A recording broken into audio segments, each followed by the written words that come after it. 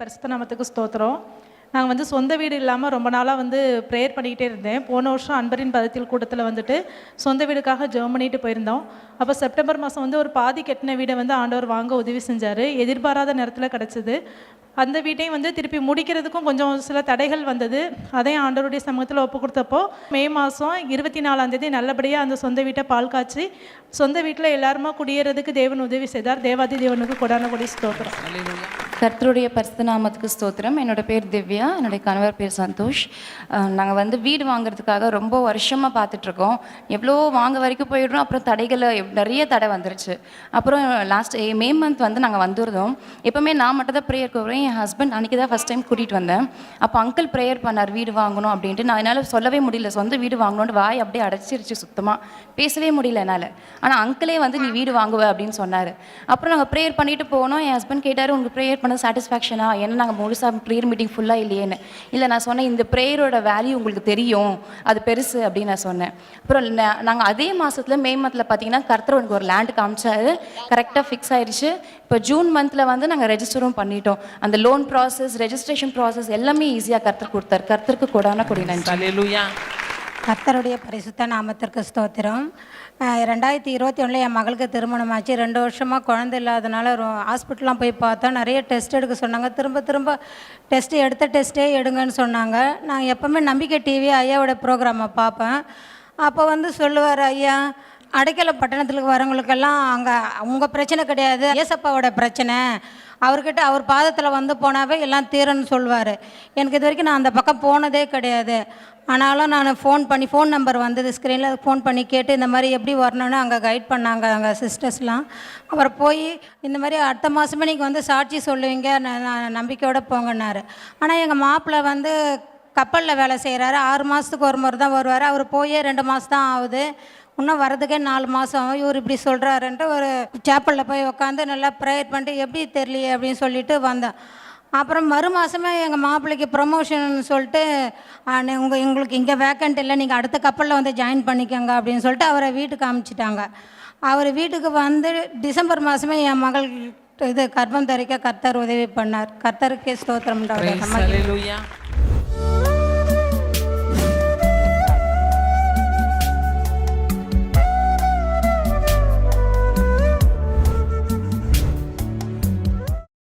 கிறிஸ்துவுக்குள் மிகவும் பிரியமான எனதர்மை சகோதர சகோதரிகளே, நம்மை சிருஷ்டித்தவரும் நம்மை உண்டாக்கினவரும் நம்மை ஒருபோதும் மறந்து போகாதவருமாகிய இயேசு கிறிஸ்து இணையற்ற நாமத்தினாலே உங்கள் எல்லாரையும் வாழ்த்தி ஆசீர்வதிக்கிறேன். அல்லேலூயா.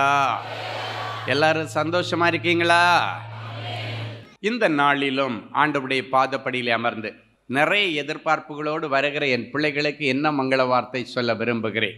என்ன வார்த்தை சொல்லி என் பிள்ளைகளை ஆசீர்வதிப்பது இன்றைக்கு பரலோகத்தின் நோக்கம், பரலோகத்தினுடைய திட்டம்.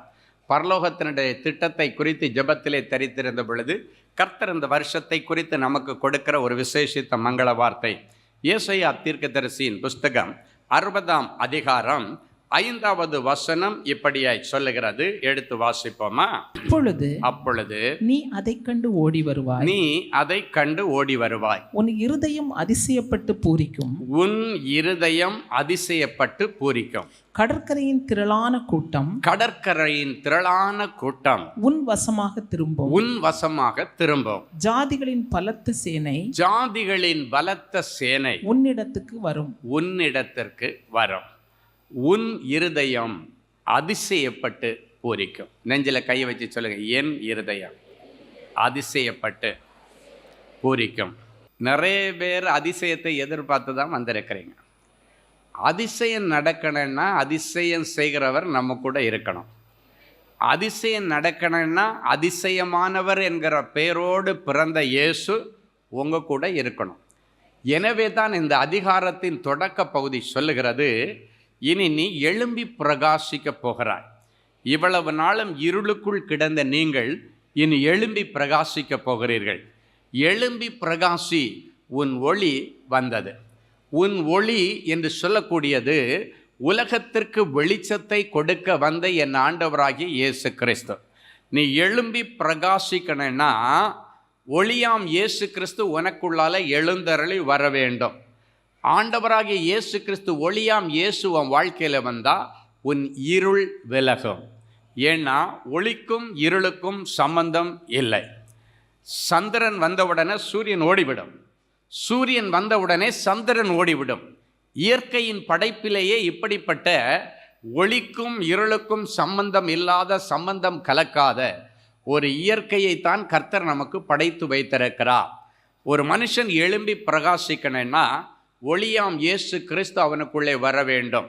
அவனுக்கு பிரகாசமான வெளிச்சத்தை கொடுக்கக்கூடிய, எதிர்காலத்தை கொடுக்கக்கூடிய இயேசு அவனுக்குள்ளே வந்தால் அவன் எழும்பி பிரகாசிக்க முடியும். இயேசு ஒருவனுக்குள் இராதிருந்தால் அவன் எவ்வளவு பிரயாசப்பட்டாலும் அவன் எழும்பி வரணும்னா முடியவே முடியாது. எதிர்ப்புகள் இருக்கும். அவன் எழும்பி வந்து அவனை அழிக்கிறதற்கு நிறைய சேனைகள் காத்திருக்கும், மனுஷர்கள் காத்திருப்பார்கள். அவனை விழுங்குறதுக்கும் அவனை அழித்து கீழே போடுறதுக்கும் இழுத்து கீழே போடுறதுக்கும் தான் இருப்பாங்க. சொல்கிறத பார்த்துருப்பீங்க. நானும் எவ்வளோ போராடி எழும்பி வரலான்னு தான் பார்க்குறேன். கொஞ்சம் துளிர்த்த உடனே என் துளிரை ஒடிச்சிடுறாங்க, துளிரை முறிச்சிடுறாங்க. கொஞ்சம் எழும்பி வந்தோடனே என்னை இழுத்து போடுறாங்க என்று சொல்லுகிறதை நீங்கள் பார்த்திருக்கிறீர்கள். என் அன்பு தேவனுடைய பிள்ளைகளை, வந்திருக்கிற ஒவ்வொருவரும் உங்கள் ஃபீல்டில் இன்னும் எழும்பி பிரகாசிக்க போகிறீங்க. அதற்கான அதிசயங்களைத்தான் கர்த்தர் இன்றைக்கு உங்களுக்கு செய்ய விரும்புகிறார். நீ இருளின் பிள்ளை அல்ல, வெளிச்சத்தின் பிள்ளை. இருளுக்குள்ள கிடந்து, டிப்ரெஷனில் கடந்து, வியாதியில் கடந்து, நிறைய அவிசுவாச வார்த்தைகளை பேசிக்கொண்டு, நெகட்டிவான யோசனையில், சிந்தனையில் கிடந்து, என் வாழ்க்கை முடிந்தது, என்னுடைய வாழ்க்கை நாசமாக போச்சு, அவங்க பேரில் குறை சொல்லி, ஒன்னால் என் வாழ்க்கை அழிஞ்சுது, என்னால் தான் உன்னுடைய வாழ்க்கை அழிஞ்சுதுன்னு சொல்லி அடுத்தவங்க மேலே குற்றம் சுமத்தி கொண்டிருந்த தேவனுடைய பிள்ளைகளே, யாரால உங்கள் வாழ்க்கை அழிஞ்சிருந்தாலும் இன்றைக்கு வாழ வைக்கிற இயேசுவாலே உன் வாழ்க்கை மறுபடியும் துளிர்க்கும். அழுக்கின் பிள்ளைகளாய் இருந்த உங்களை இன்றைக்கு ஆண்டவர் நல்ல வெண்மையின் பிள்ளைகளாக, பரிசுத்தத்தின் பிள்ளையாக ஆண்டவர் இந்த புதிய வருஷத்தில் கொண்டு வர விரும்புகிறார். ஹல்லேலூயா! இன்றைக்கு ஆண்டவர் சொல்லுகிறார், நீ எழும்பி பிரகாசி, உன் ஒளியாம் இயேசு உனக்குள்ளே உதித்திருக்கிறார். இருள் பூமியையும் காரிருள் ஜனங்களையும் மூடும், ஆனாலும் உன்மேல் கர்த்தர் உதிப்பார். ஆண்டவர் எழுந்தருளி வந்த உடனே என்னாகன்னா, உனக்குன்னு ஒரு மகிமை பிரகாசிக்கும், உனக்குன்னு ஒரு வழி பிறக்கும், அடைக்கப்பட்ட வழிகள் எல்லாம் திறக்கும். ஆண்டவர் இன்றைக்கு நமக்கு மூல வசனத்தில் சொல்றாரு, நீ எழும்பி பிரகாசிக்கும் பொழுது உன்னுடைய வெளிச்சத்தை தேடி, உனக்குள் இருக்கிற ஆண்டவராகிய இயேசு கிறிஸ்து வைத்திருக்கிற வெளிச்சமான பிரகாசத்தின் நிமித்தம் உன்னுடைய வெளிச்சத்தை தேடி, உனக்குள் இருக்கிற ஒளியாம் இயேசு கிறிஸ்துவை தேடி ராஜாக்களும் பிரபுக்களும் நடந்து வருவார்களா? நீங்க ஒரு காரியமாக ராஜாக்களை போய் தேடி அவங்கக்கிட்ட போய் ஒரு ஆப்ளிகேஷனுக்கு நின்ற நாட்களுக்கு பதிலாக, அவங்கக்கிட்ட ஒரு ஃபேவருக்கு போன நாட்களுக்கு பதிலாக இயேசு உங்களுக்குள்ள எழுந்தருளிட்டா, ராஜாக்கள் உங்களை தேடி நீ ஜபிச்சா எனக்கு நல்லது நடக்குன்னு அவங்க உங்ககிட்ட ஃபேவர் எதிர்பார்த்து வர போகிறாங்க. எத்தனை பேர் ராஜாக்களுக்கு ஆசீர்வாதமாக இருக்க விரும்புகிறீங்க? எத்தனை பேர் பிரபுக்களுக்கு ஆசீர்வாதமாக இருக்க விரும்புகிறீங்க? ஆண்டவர் உங்களுக்குள்ளிருந்து நல்ல வெளிப்பாட்டு வரங்களை கொடுத்து, சுகமளிக்கிற வரங்களை கொடுத்து, தீர்க்க தரிசன வரங்களை கொடுத்தா, இனி ஜனங்கள் சொல்வார்கள், நம்ம பட்டணத்தில் ஒரு தேவ மனுஷன் இருக்கிறார், நம்ம பட்டணத்தில் ஒரு தேவ மனுஷி இருக்கிறார், அவளுடைய பெயர் குளோரி. நம்ம பட்டணத்தில் ஒரு தேவ மனுஷன் இருக்கிறான், அவன் பெயர் ரவிச்சந்திரன். அவன் சொன்ன அப்படியே நடக்கிறது, அவன் சொல்லுகிறது தப்பாம நடக்கிறது. அவனிடத்திலே போவோம், நம்முடைய முடிச்சுகளை அவர் அவிழ்த்து விடுவார், நமக்கு தேவையான வெளிப்பாடுகளை கொடுப்பார் என்று. இனி உங்க வீட்டு முன்னால கியூவில் ராஜாக்கள் வரப்போகிறார்கள். விசுவாசிச்சா மட்டும் கரங்களை தட்டுங்க.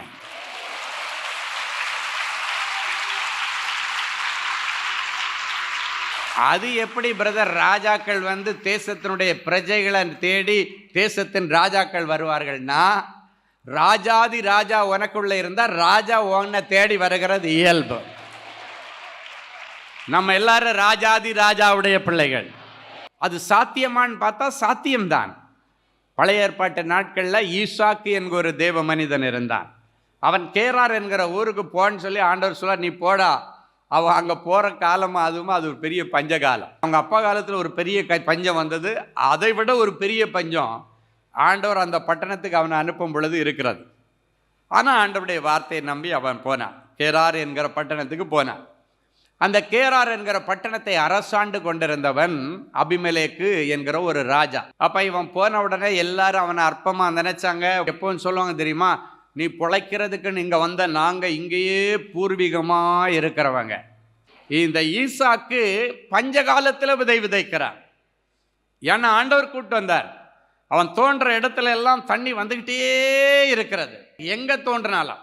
ஆனால் அதே இடத்துல அந்த ஊரில் இருந்து இந்த ஊரை பற்றி எனக்கு நல்லா தெரியும், இந்த ஊரில் மண்ணை பற்றி எனக்கு தெரியும், இந்த ஊரில் இயற்கையை தெரியும், எப்போ மழை பெய்யன்னு தெரியும், எப்போ மழை நிற்காதுன்னு தெரியும், எந்த சீசனில் விதைச்சா நல்லா இருக்குன்னு தெரியும். இப்படியெல்லாம் பெருமை பேசிகிட்டு இருக்கிறவங்க நிறைய பேர் இருப்பாங்க. ஆனால் அவங்களுக்கே தெரியாமல் ஒருத்தன் சைலண்டாக வளர்ந்துக்கிட்டே இருப்பான். இவங்களுக்கு நினைப்பு எனக்கு எல்லாம் தெரியும்னு. ஆனால் ஒன்றுமே தெரியாத ஒருத்தன் சைலண்டாக அதே பட்டணத்தில் அதே பஞ்சகாலத்தில் வளர்ந்துக்கிட்டே இருப்பான். ஹல்லேலூயா. ஈசாக்கு அப்படி தான் வளர்ந்தான். இயற்கை அவனுக்கு எதிர்மறையாக இருந்தது. பஞ்சகாலத்தில் மழை கிடையாது. மழை இல்லாத நேரத்தில் விவசாயத்தை கண்டிப்பாக பண்ண மாட்டாங்க. இந்த வெயில் காலங்களிலே விவசாயம் பண்ண யாரும் போக மாட்டாங்க. ஏன்னா இந்த விவசாயமே தண்ணியை நம்பி தான் இருக்குது, அதுதான் விவசாயம்.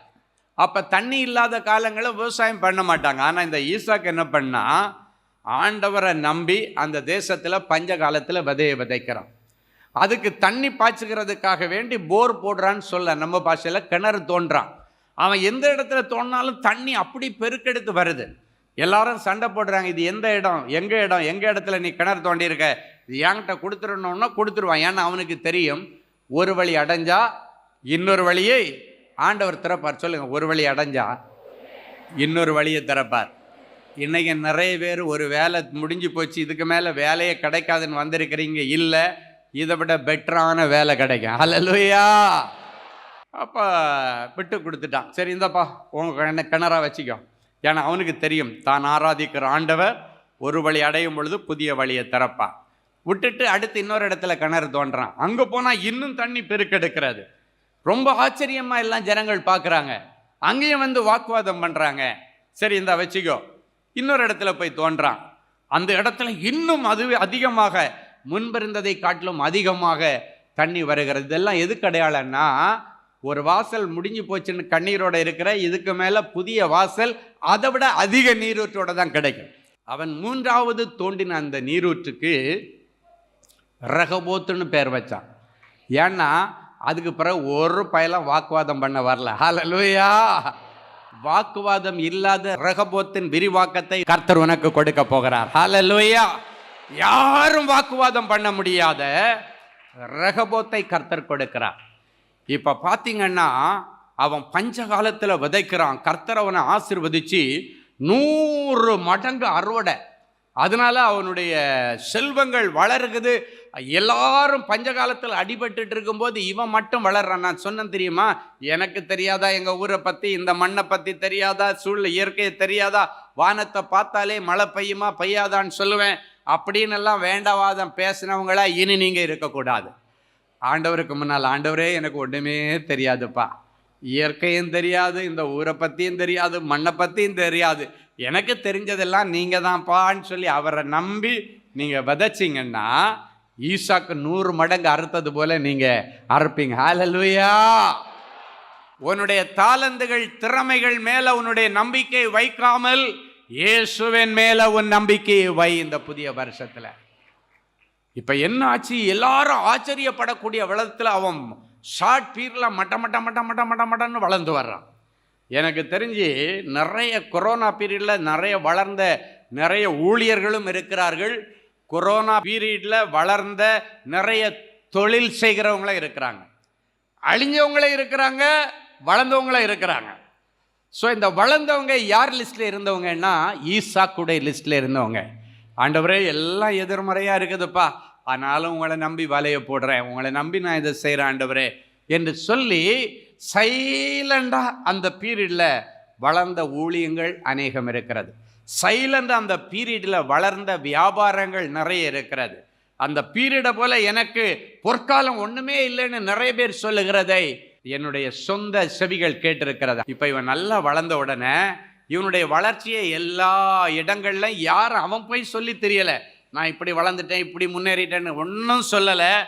ஆனால் நீ வளர்ந்து வந்துட்டியன்னா நீ யார்கிட்டையும் போய் நீ சொல்ல வேண்டியதில்லை. உன்னுடைய நடக்க, உன்னுடைய செய்கை, உன்னுடைய எல்லா காரியங்களும் மற்றவர்களுக்கு காண்பிக்கவே. இப்படி இருந்தான், இப்படி ஆயிட்டான், இவ்வளோ வளர்ந்துட்டான் அப்படின்னு சொல்லி ஊரெல்லாம் உன்னை பற்றி புறங்கூறின ஜனங்கள் எல்லாம் இன்னைக்கு பிறகு என்ன சொல்ல போகிறாங்க? உண்மையிலேயே உன் ஆண்டவர் வாங்கூட இருக்கிறாருன்னு சொல்ல போகிறாங்க. ஹல்லேலூயா. அன்னைக்கு அப்படி அவனுடைய பெயர் ஊரெல்லாம் உலகமெல்லாம் பரவிட்டு அதன் நிமித்தம் இப்போ அந்த தேசத்தினுடைய ராஜாவாகிய வேதம் சொல்லுகிறது ஒரு அருமையான வசனம். ஆதியாகமம் 26:26 அபிமெலேக்கும் அவன் சிநேகிதனாகிய அகுசாத்தும் அவன் சேனாதிபதியாகிய பிகோலும் கேராரிலிருந்து, அப்படின்னு அவனுடைய அரண்மனையிலிருந்து ஈசாக்கினிடத்திற்கு வந்தார்கள் என்று சொல்லப்பட்டிருக்கிறது. ஈசாக் இருக்கிற இடத்துக்கு ராஜாக்கள் வர்றாங்களா? ஹல்லேலூயா. அவன் மட்டும் இல்லை, அவனுடைய நண்பனை கூட்டிட்டு வர்றான். அவனுடைய சேனாதிபதி அப்படின்னாச்சுன்னா அவனுடைய மிலிட்ரியில் உள்ள ஹையர் ஆஃபீஸர் சேனாதிபதிகள் எல்லாரும் அந்த இடத்துல வந்து ஈசாக் இடத்துல உடன்படிக்கை பண்ணுறாங்க. எப்பா, நாங்கள் பண்ணதையே மனசில் வச்சுருக்காத, இப்போ நீ பெரிய ஆள் ஆகிட்ட, இப்போ இவங்களுக்கு என்ன தெரியுமா, எங்கே நம்மளையும் மிஞ்சி இவன் வளர்ந்துருவானோன்னு ராஜாவுக்கு பயம். அவங்ககிட்ட வந்து சமாதான உடன்படிக்கை பண்ணி ஒரு நல்ல உறவை புதுப்பிச்சுட்டு போனதா வேதம் சொல்லுகிறது. போகும்போது என்ன சொல்லிட்டு போனாங்க தெரியுமா? நீ உங்கள் ஆண்டவரால் ஆசீர்வதிக்கப்பட்டவனாமே, உன் ஆண்டவர் வாங்கூட இருக்கிறாராமே. உன்னை பரிதாபத்தோடு பார்த்தவர்கள், ஏளனமாய் பார்த்தவர்கள் சொல்லுவாங்க, உன் ஆண்டவர் வாங்கூட இருக்கிறாராமே, நீ உன் ஆண்டவரால் ஆசீர்வதிக்கப்பட்டவனாமே என்று சொல்லக்கூடிய விதத்தில் செல்வங்கள் வந்து உன்னிடத்தில் சேரும் என்பதுதான் இன்றைக்கு நீங்கள் பார்க்கிற இந்த மூல வசனம். ஆமென். உன் இருதயம் அதிசயங்களை கண்டு பூரிக்கும். இது கண்டிப்பா உங்க வாழ்க்கையில், உங்க பிள்ளைகளுடைய வாழ்க்கையில நடக்கும். கடற்கரையின் திரளான கூட்டம் உன்வசமாய் திரும்பும். ஜாதிகளின் பலத்த சேனை உன்னிடத்திலே வரும். உன்னை விட்டு செல்வம் செல்வம்னு உன்னை விட்டு ஓடின செல்வங்கள் எல்லாம் நான் வாரேன் வாரேன் வாரேன்னு சொல்லி மறுபடி உன்னிடத்தில் வரும். ஹல்லேலூயா. எங்களை அருமையாய் நேசித்து வழி நடத்துகிற எங்கள் நல்ல ஆண்டவரே, உமக்கு நன்றி. இந்த ஜனவரி மாதம் என் பிள்ளைகளுடைய இருதயம் அதிசயப்பட்டு பூரிக்கும் என்று சொன்னேன். வந்திருக்கிற ஒவ்வொரு பிள்ளைகளுடைய இருதயமும் இன்றைக்கு அதிசயங்களை கண்டு பூரிக்கத்தக்கதாக, என்னுடைய ஆவிக்குரிய வாழ்க்கையில் ஒரு அதிசயம், சரீரத்தில் ஒரு அதிசயம், என்னுடைய வேலை செய்கிற இடத்துல ஒரு அதிசயம், வியாபாரத்தில் ஒரு அதிசயம், ஊழியங்களிலே ஒரு அதிசயம் என் பிள்ளைகளுக்கு ஆண்டவர் இன்றைக்கு செய்வீராக. அதிசயமானவர் எங்கள் பெயரோடு பிறந்த எங்கள் அன்பான தேவன் வந்திருக்கிற ஒவ்வொரு பிள்ளைகளுக்கும் அதிசயம் செய்யும்படி அவர்கள் இருக்கிற இடத்திலே நீர் நேரடியாய் வந்திருக்கிறீர். அனல் கொண்டதாய் மாறும்படிக்கு என் பிள்ளைகளுக்கு இதுவரைக்கும் இருந்த நொந்து போன இருதயம் அல்ல, அனலுள்ள இருதயம், குளிருள்ள இருதயம் அல்ல, நெருப்பு மூட்டப்பட்ட ஒரு இருதயத்தை, அபிஷேகமுள்ள ஒரு இருதயத்தை என் பிள்ளைகளுக்கு கொடுத்து என் பிள்ளைகளை நீ நல்ல ஜெபிச்சு ஜெபிச்சு ஜெயம் எடுக்கட்டும். என் இருதயத்திலே நெருப்பு மூண்டது, அதன் பிறகு நான் விண்ணப்பம் பண்ணினேன், கர்த்தர் அதை கேட்டார் என்கிற வசனத்தின்படி என் பிள்ளைகள் இன்றைக்கு விரும்பி வந்திருக்கிற, ஜெபித்து கொண்டு வந்திருக்கிற எல்லா காரியங்களுக்கும் ஆண்டவர் இன்றைக்கு பதில் கொடுத்து என் பிள்ளைகளுடைய விண்ணப்பங்களை அங்கீகரித்ததற்காய் ஸ்தோத்திரம். கர்த்தருக்குள் மனமகிழ்ச்சியா இருங்கள், அவர் உங்கள் இருதயத்தின் வேண்டுதல்களை உங்களுக்கு அருள் செய்வார் என்கிற வசனத்தின்படி கர்த்தருக்குள்ளே மகிழ்ச்சியா இருந்து தேவன் கொடுக்கிற தெய்வீக அற்புதங்களை என் பிள்ளைகள் பெற்றுக்கொள்ளட்டும். உங்கள் மன விருப்பத்தின்படியே உங்களுக்கு தந்தருளி உங்கள் ஆலோசனைகளை நிறைவேற்றுவேன் என்று சொல்லுகிறேன். நல்ல ஜெப அபிஷேகம் இவர்கள் ஒவ்வொருவரையும் நிரப்புகிறதற்காய் ஸ்தோத்திரம்.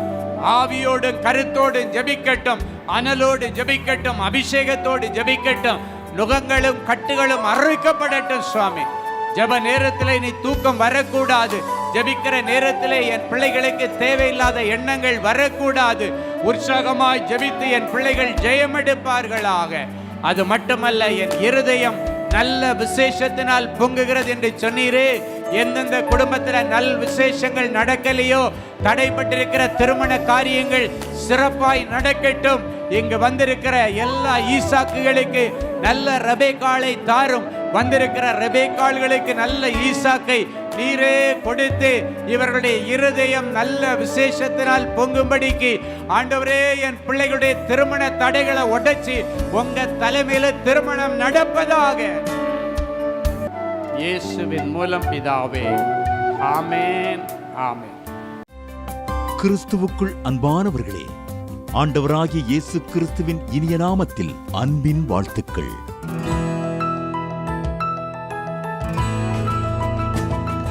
எங்களுடைய மார்வெல் திருமண தகவல் மையத்தை ஆன்லைன் சேவை மூலம் உங்களுக்கு அறிமுகப்படுத்துவதில் நாங்கள் மிகுந்த மகிழ்ச்சி அடைகிறோம். எங்களது மார்வெல் திருமண மையம் கிறிஸ்தவ குடும்பத்தில் திருமணத்திற்கு ஆயத்தமாயிருப்பவர்கள் தங்களுக்கு ஏற்ற வாழ்க்கை துணையை தேர்ந்தெடுக்க சிறந்த திருமண சேவை மையமாக இருக்கிறது. மேலும் மார்வெல் திருமண தகவல் மையத்தில் நீங்கள் பதிவு செய்வதற்கு எங்களது இணையதள முகவரி www.marvelmatrimony.com மற்றும் அலைபேசி எண் 7824855999 என்ற எண்ணிற்கு தொடர்பு கொள்ளலாம். சென்னை, நாகர்கோவில் மற்றும் மும்பை நகரில் உள்ளவர்கள் பதிவு செய்ய விரும்பினால் கீழ்க்கண்ட விலாசங்களில் உள்ள எங்களது அலுவலகங்களோடு தொடர்பு கொள்ளலாம். Email info@marvelmatrimony.com. ஆண்டவர்தாமே உங்களை அளவில்லாமல் ஆசீர்வதிப்பாராக. ஜெனசிஸ் கிரியேஷன்ஸ் மீடியா அகாடமியில் 3 மாதங்களில் தொழிற்கல்வி சான்றிதழோடு video editing, videography, photography, drone piloting, studio recording, Photoshop, live streaming, live video mixing and live sound mixing ஆகிய தொழிற்கல்விகள் பயிற்றுவிக்கப்படுகிறது. புது தொழில் நுணுக்கங்களுடன் குறைவான கட்டணத்தில் நிறைவான தொழிற்கல்வி பெற்றுக்கொள்ள உங்கள் எதிர்கால கனவை நினைவாக்க எங்களது ஜெனசிஸ் கிரியேஷன்ஸை இன்றே தொடர்பு கொள்ளுங்கள். மேலும் விவரங்களுக்கு 7824850999 என்ற எண்ணை தொடர்பு கொள்ளுங்கள். அன்பு தேவனுடைய பிள்ளைகளே, இந்நிகழ்ச்சியின் மூலம் நீங்கள் பெற்றுக்கொண்ட ஆசீர்வாதங்களையும் உங்கள் ஜெப விண்ணப்பங்களையும் அனுப்ப வேண்டிய முகவரி தேவனின் அன்பு ஊழியங்கள், எண் 340B பார் 1A 3B1 Vinayak avenue, OMR road, Okkiyam, Thoraipakkam, Chennai 600097. இது இந்தியன் ஆயில் பெட்ரோல் பங்க் எதிரில் அமைந்துள்ளது மற்றும் காக்னிசன்ட் டெக்னாலஜி சொல்யூஷன்ஸ் அருகிலும் அமைந்துள்ளது. மின்னஞ்சல் prayer@godsloveministries.co.in. எங்களது இணையதளம் www.godsloveministries.co.in. மேலும் 24 மணி நேர ஜெப உதவிக்கு 04454479999 மற்றும் 9941950999 என்ற எண்களுக்கு தொடர்பு கொள்ளுங்கள். கர்த்தர் தாமே உங்களை ஆசீர்வதிப்பாராக.